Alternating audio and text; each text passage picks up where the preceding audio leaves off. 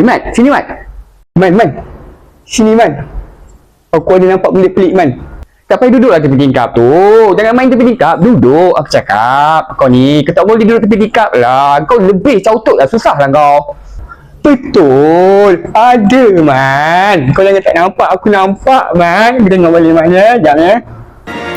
Man, kau tengok ni Man. Spiderman ni duk usah kita Man. Kau tak seram ke Man? Aku dah risau Man. Tengok dia. Sebab penumbuk je aku Man. Aku nampak Spiderman Man. Betul Man. Spiderman dekat kawasan kita ni Man. Aku dah cakap dengan kau Man. Jangan duduk kat kawasan ni. Dah ada Spiderman pula Man. Mana ada Spiderman kau? Kuat sangat nonton TV. Engkau ni tak ada apalah. Kat kawasan rumah aku ni tak ada apa. Spiderman tu cerita filem je. Ada Man. Kau yang tak nampak. Kau merapu-rapu macam-macam kau seorang kau boleh nampak. Aku pelik lah dengan kau. Kau tidur lagi bagus lah. Aku dah stres lah jaga kau. Orang macam kau ni susah nak jaga lah. Aku jaga lembu lagi okey berjaga kau lah Mat. Susah kau ni.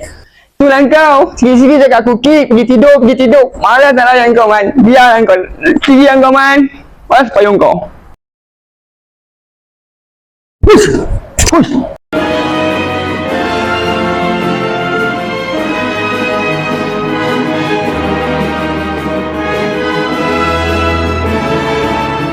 Spiderman? Takkanlah Spiderman. Bukanlah. Tak tidur.